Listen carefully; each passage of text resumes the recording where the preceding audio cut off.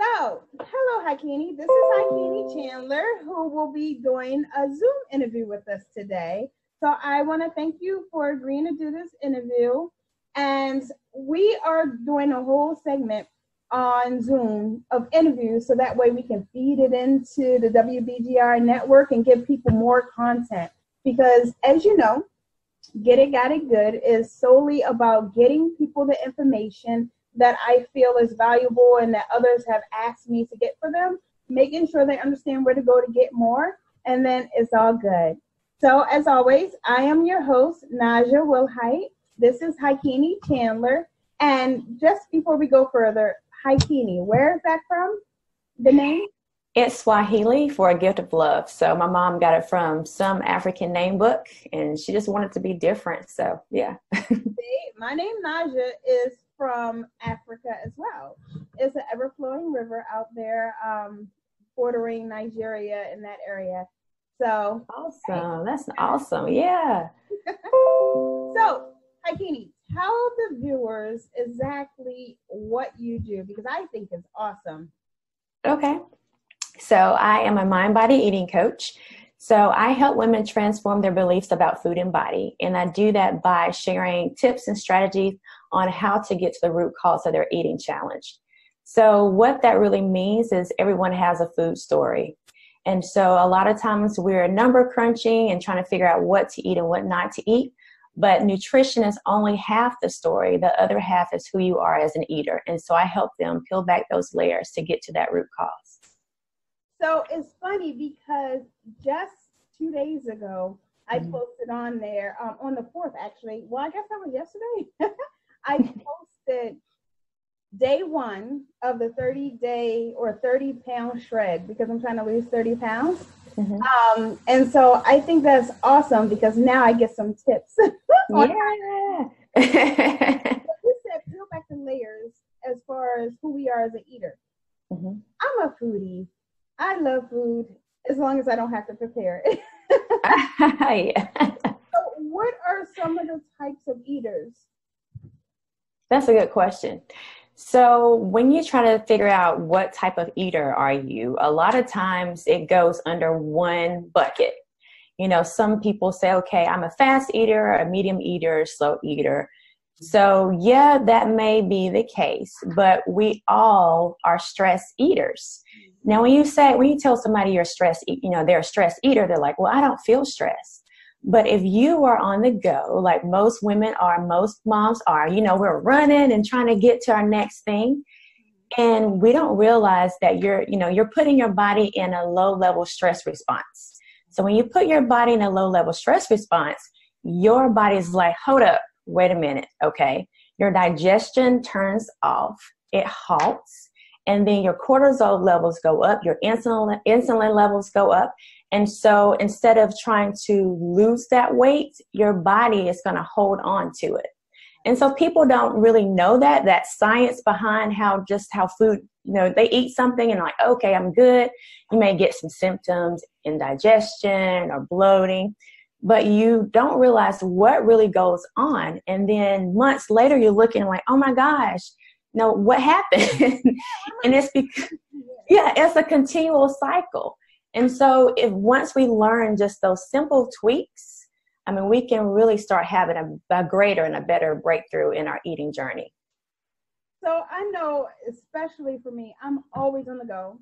And so a lot of times I forget to eat, or I don't have time to eat, or you're so hungry that you grab anything to eat. And when you try to be healthy and grab healthy snacks, that could be like peanuts or things like that. But more times than not, you just go through that fast food window and eat different things. So what are some of the tips that like I can implement that would help that process, considering I do have a busy schedule? Right. So, of course, you're not alone. Just remember that. One good thing just before you do anything is get someone to hold you accountable. Accountability, make it count. You got girlfriends that may have similar struggles. Have that person hold you accountable. And since you are on the go a lot, another little tweak would be just wherever you are, if you're in a carpool line or what have you, if you need to go to a fast food restaurant, while you're in that carpool line or waiting on someone, because we're always waiting on someone to do something, take the time and sit there and eat and just slow down. Just slow down. Just little things like that can kind of put your body in a more relaxed state. That way you're not just driving in traffic and sitting there just eating, but wherever you are, if you have a moment to pause and wait for someone, sit there and eat. And just that little tweak can help you. You'll feel better afterwards. You won't be as bloated and, afterwards. So just that, try to do that. And that can and if you continue that habit, just taking that moment and just eat, just slow down for a moment, you can see like a little difference. Those little tweaks here and there make the whole even better. So what do you recommend? You're saying that eating at a slower pace, enjoying the moment, being present in that moment makes a whole big difference as far as chemically in your body, as far as how we digest it and everything else? You are on it, girl. You are on it. We might as well just stop this interview. You are on it. You are on it. There is a book, and it's called The Slow Down Diet, and it's by Mark David. He is the founder for the Institute for the Psychology of Eating, where I got my certification, and he's also my boss because I am part of the team as well. I do that part-time. And so he wrote a book called The Slow Down Diet. It's not really what most people would call a diet at all, but it's the art of slowing down with your meals. And so when I'm with a client, we practice that. And that's one thing I ask, are you a fast eater or a slow eater? Most people are going to say, oh, I'm kind of medium, Most people don't want to admit that they are fast eaters. But just the art of slowing down with your meals, being present with your meals, taking time, looking like, okay, oh, this looks so good. Look at the colors. I mean, you don't have to like verbally say that, but just kind of, look at your meal. Sometimes we look and like, oh, that looks gross. But if you take the time to say, okay, this is pretty good, let me take, a couple of bites, smell it, it doesn't have to be a long drawn out process, but it's all like a new practice of being present, being there, because we sit down sometimes and we're thinking about all the 5 other things that we have to do. But if you can spend just 5 minutes, start with 5 minutes and be present with that meal, you can just see the results after that. If you make that a habit, just that, and it can be just that one, maybe breakfast, sit down 5 minutes, enjoy your food, and just see how you feel, the difference you can feel throughout the day. See if you could taste the ingredients. Yes.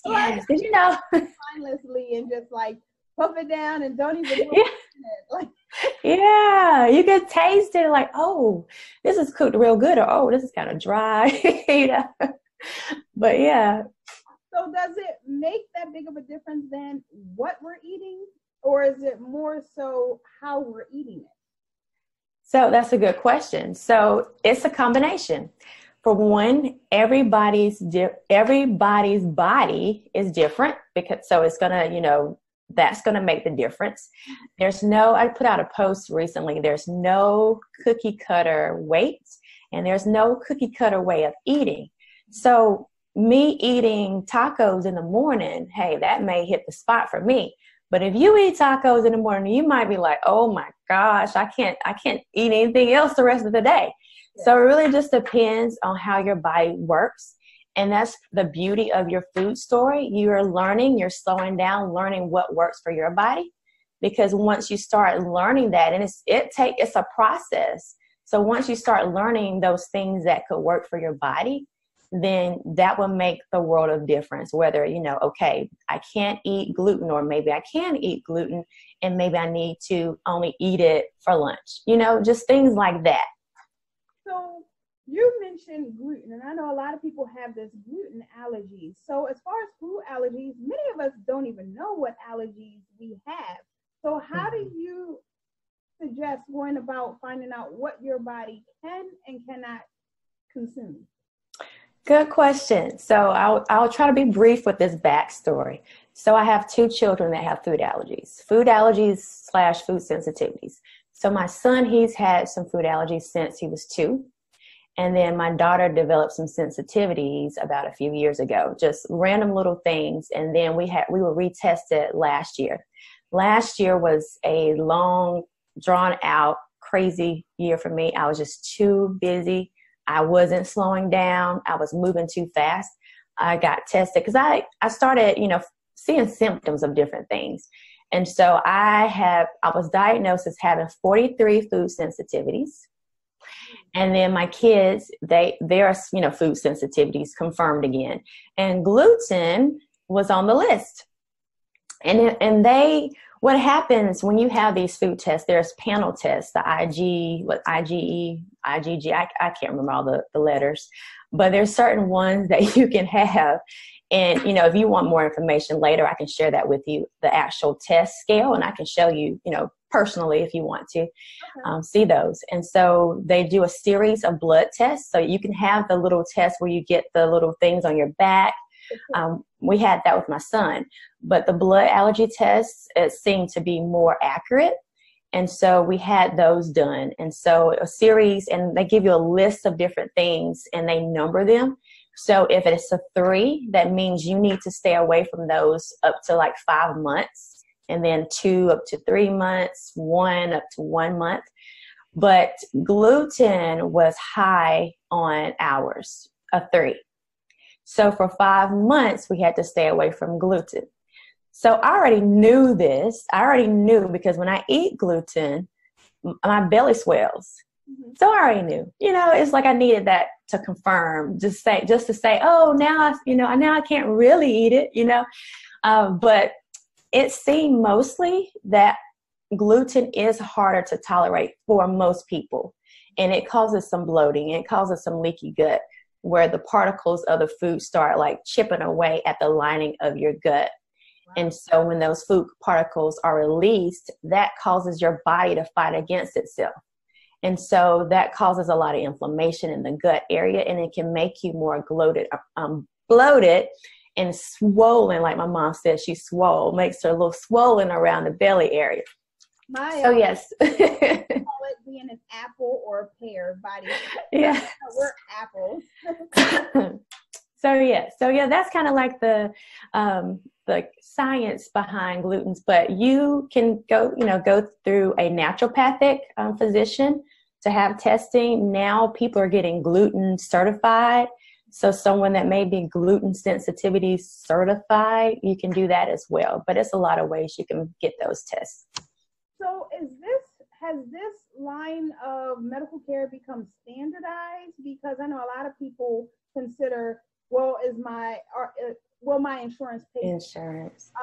Or is this just an optional thing and I have to come out of pocket, things like that. So how do you go about getting tested, or would it be easier just to eliminate? A lot of people don't even know all of the things that gluten may be in. So they may think they're doing something and realize that they're eating this thing. You know what I mean? Right. So far as I know, most insurance companies do not cover the allergy testings. If you have a HSA account, a health savings account, or some type of flex spending account, you can use those dollars towards getting tested. And so of course you need to check with your insurance provider just to see, things change from year to year. So they may cover some things and maybe not others. And so, but first thing, if you've noticed that your belly swelling after eating, the bread from a hamburger or something like that. Nowadays, even Chick-fil-A has a gluten-free bread option. So you can get those different bread options. And so, but if you start noticing something is changing around your midsection after you eat that, just stop eating it for maybe a few days. Common things that you can look for as far as what has gluten would be your breads, your whole grains, your cereals. And so when you look on the back of the box, or number one, if you see a lot of ingredients that you can't read, that's an indication that maybe you should put that back on the shelf. Unless you want to take the time and Google every ingredient. But if you see like whole grains, if you see rye, barley, things like that, then it may be a sign that there's some gluten in there. So even some of the things that say gluten-free, you still have to be careful because there's a certain percentage of still gluten that's included in gluten-free items. And I learned that having kids with food sensitivities. So you really never technically know unless you're cooking something and unless you're completely grain-free, like no grains, just eating the fruits and vegetables and meat. But of course, you always need to watch what you're eating. Just see how it makes you feel. If you get the itis, I don't know if you guys, know about the itis. If you're getting the itis, then that's an indication that something didn't agree with you. So, it's just being aware, being present of the symptoms that you're experiencing. So it's unfortunate because you grew up learning about the food pyramid, right? And that these certain things are good for you. And you think of grains and whole wheats and all that stuff as something that's a positive thing to consume. And yet we're finding time and time again that we're having food sensitivities to these things.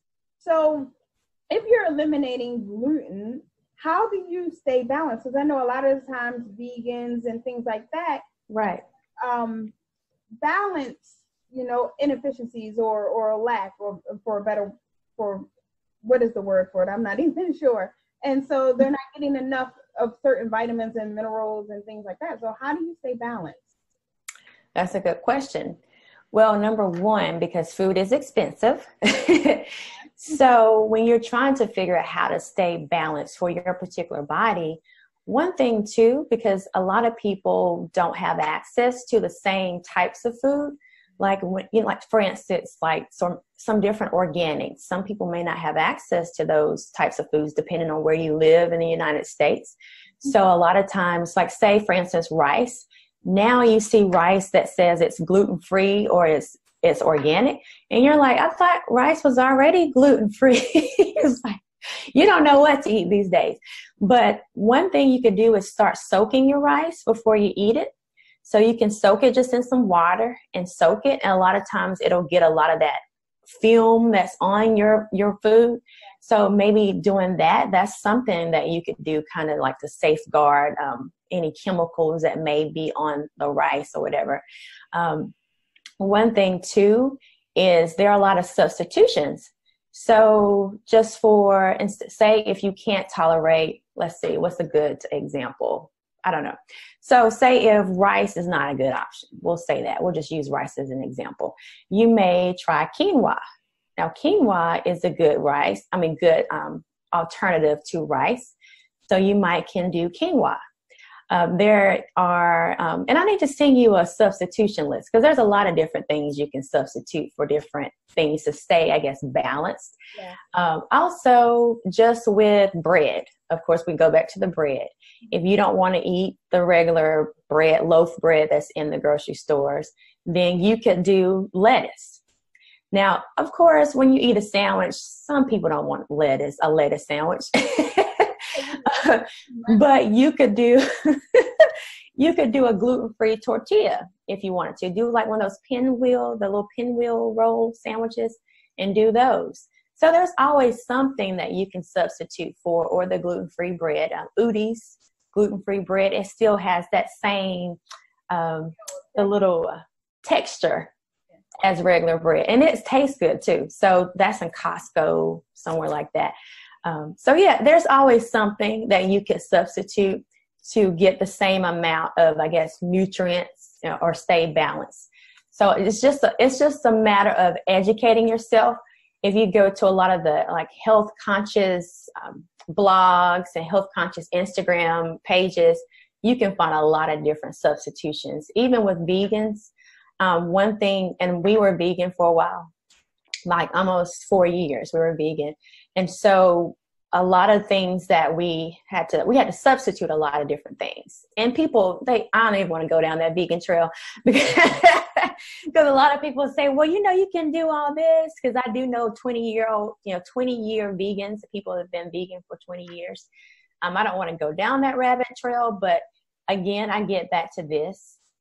It's not going to be the same for everybody's body. What they may need that's balanced for their body may not work for someone else. And I found that with my body, because after almost 4 years, I was lacking a lot, and I thought I was eating what I was supposed to be eating, but my body was craving some meat. And so I needed some of that meaty protein. And so I started adding that back. And I mean, it's been fine now. So you got to find what works best for you. Okay. Sorry, I went all on a tangent, but. Yeah, because I've actually done things where my body has reacted where I lost weight or whatever, but my energy got sapped. I didn't feel or look as healthy, even though I was losing the weight. And so as an active person, and of course I still dance, and utilizing all of those energies, I wasn't replacing it and getting the right nutrition, right? Now, I want to backtrack because as we talk about nutrition, you have to talk about, you know, the finances that go into eating healthy. Oh my gosh. Somebody, because that's the argument all the time. I can't afford to eat healthy. So how do somebody eat healthy who may be on a limited budget, who may not have the money to go into the moms or the expensive grocery stores or the specialty grocery stores? So what would you suggest? Good question. So one would be a local farmer's market. If you go to even like a farmer's market or a flea market, because, you know, flea markets, they have produce there as well. And just get to know the people there, get to know the farmers to see how they process the food, how they're growing the food. Because you want to make sure, even though you go to a farmer's market, sometimes they still use a lot of chemicals in the produce. So you want to get to know them. If it's somewhere local, get to know them, see what they're using in their soil, in the process. That's a good way to buy some low-cost produce. Also meats as well, because if they're at the farmer's market, probably they do have some, you know, animals for those who eat meat. So obviously, it comes from the grocery store, it's not the so you could maybe get some meat from a local farmer. Sometimes they have co-ops as well. So then you could join a co-op where you can get a discounted meats, get a basket per week or every other week, and also team up with maybe your neighbor to get like a half of a cow or something like that. I'm careful because I don't know what kind of audience you have, but because I want to grow some people out. Half a cow though. Well, you know, I'm just putting it out there for meat eaters. They may want to go in with neighbor and buy some animals. So, but anyway, let me not make light of that, because I know I have some vegan friends still, and most of my eating rhythm is plant-based, but I do eat meat too.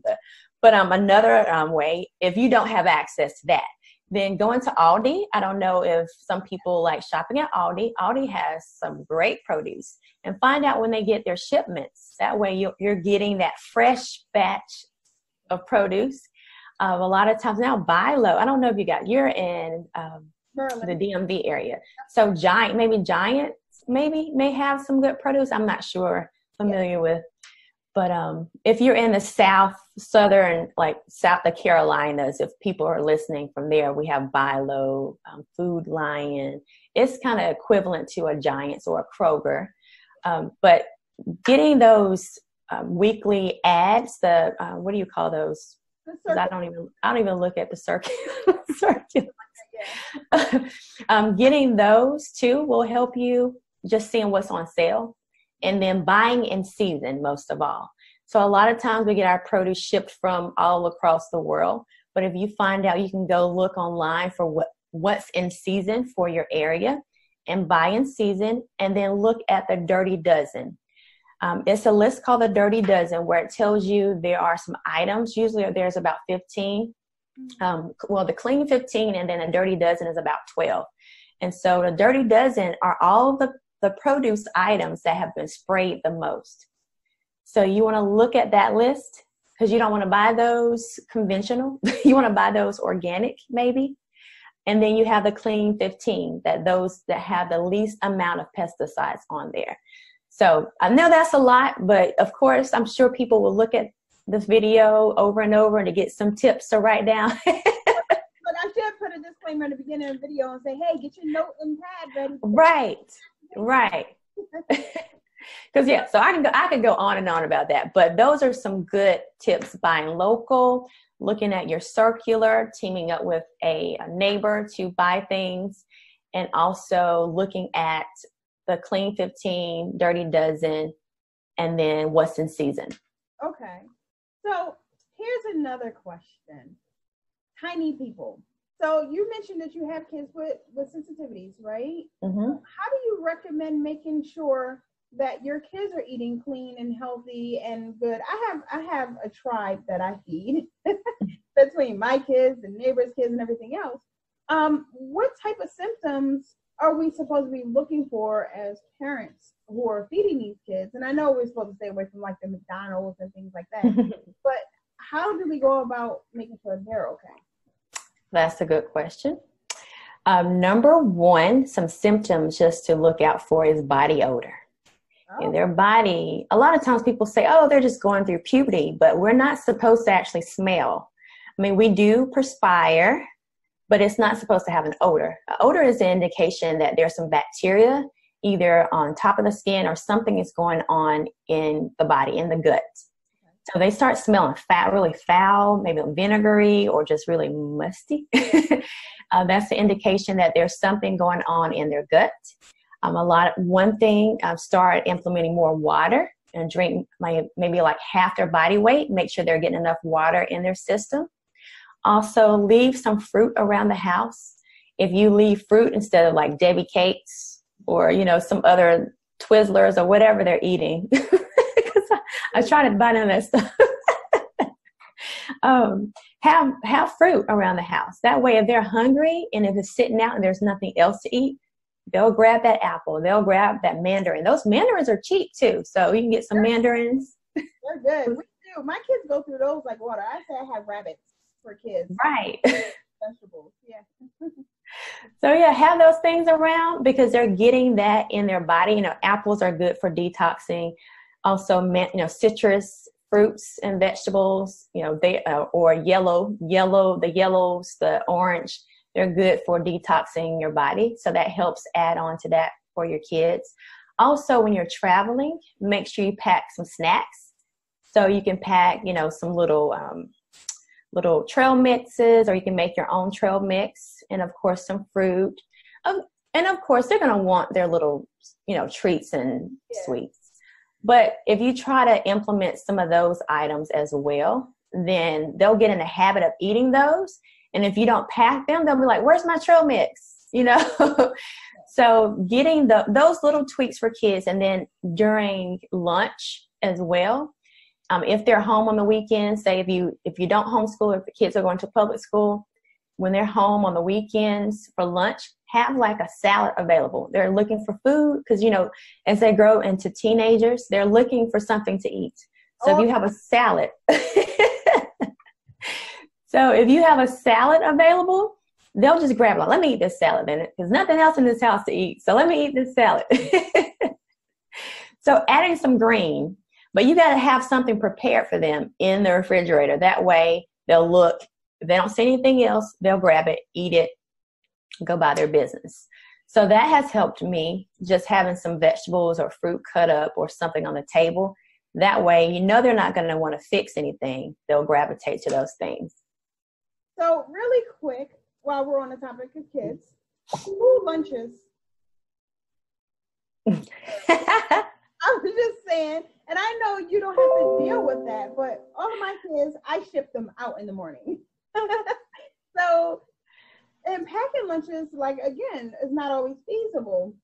So do you have any tips for parents who send their kids to these school? And I know they made them better. Let me tell you, I actually went and sat and had lunch with my daughter one day and took a bite of that nasty, nasty pizza. I don't know how she survives every day with school lunch. How did we survive? I think they tried to do better, but now it's actually worse. And then those a la carte menus that they have sometimes, I'm thinking, oh my God, the germs. Oh gosh. I don't know. Well, I do have some tips for school lunches. So I'm not sure if they do they just do bags, or can they have bring actual boxes and things So it depends on the county and where you are. I know here in Howard County, you can have bags, you can bring lunch boxes, and depending on what school, you may even have access to microwaves. Oh, awesome. So it depends on where you are. Okay. Well, here's an idea. So they're called bento boxes, and you can order them from Amazon, or I don't know if Target or somewhere like that has them, but Amazon, we've gotten those. I used to teach at a co-op. And so with a co-op, homeschool co-op, it's like regular school. You have to take your lunch. You have classes that you change as well. And so we got these bento boxes. There's about this wide. And so with the bento boxes, there's different compartments, kind of like a Lunchable. You know how the Lunchable has the different compartments, but this was an actual plastic little box that you close up, and it's dishwasher safe. And so in the little sections, we would fix just different random items. Like sometimes if they wanted some type of like pepperonis, you have some pepperonis or some kind of dairy-free cheese. Or if you eat dairy, then get some cheese sticks. It's enough room to fit a cheese stick in there. Get maybe a handful of crackers or a trail mix. So having those compartments in there, you can put in maybe some carrot sticks. Yeah. And give them something, because sometimes they'll be like, oh, I don't want those carrot sticks. They may bring them back home. But if you have maybe a variety of different things, that's a good way to get some nutrients into their eating rhythm. And so having something like that, or if people are not able to buy bento boxes, then still with the lunch, have some carrot sticks or some celery and have something to go with it. Don't just put some vegetables in there and no sauce. You need some kind of sauce or dip, something to dip it. Man, I tell you, this conversation is actually making me hungry, because I'm hungry too. I'm not eating yet. I've been up since 6:30 in the morning, and my terrible habits have gotten me to, I have no idea what time it is. But I still have that's just how I do many times. That's a sad thing, because I was up at the same time this morning. Usually I get up early, but I didn't eat. That's the same thing I did this morning. I came to the library because we have a showing at our house. And so I had to get out the house. And so I'm just I'm ready to eat. I know, right? So we'll both go and run and find something to eat. So you said we can both go eat now our brunch. But if people have further questions, comments, or whatever the case may be, how can they find you? Good question. So my website is HicunniChandler.com, and I'm sure you'll see the spelling of my name in the show notes. Also on Instagram at The Nutrition Formula, and also on Facebook at The Nutrition Formula. And so there is something behind that name. There's no nutrition formula at all. But I use that as a way to get attention, just for people to say, okay, what is the formula? There isn't one. It's really it's finding out what's best for your body. Okay. I appreciate the time that you've taken out of your schedule today to talk with the viewers of Get It Got It Good. And as always, you guys, I will post the notes, the name, spelling, and everything else. But I always end every show, and I don't know if you know, but I always end every show by saying, be an original, because an original is always worth more than a copy. Yeah. So tune in. We will have more of these episodes, Zoom recordings. We will do some IG interviews live for the viewers. So we're really expanding as far as ways to give people information, because I think a lot of things are really important, and we just never have enough time on the live taping of the show. So once again, I appreciate you being on today with us. Thank you for having me. I really appreciate the opportunity. No problem. So you guys tune in. Next time you can find us on IG under Get It Got It Good G3, YouTube Get It Got It Good G3, and on Facebook the same thing. So follow us, comment below if you have any questions, let us know, and we'll be seeing you. I appreciate you. Thank you. You're welcome. Thank you.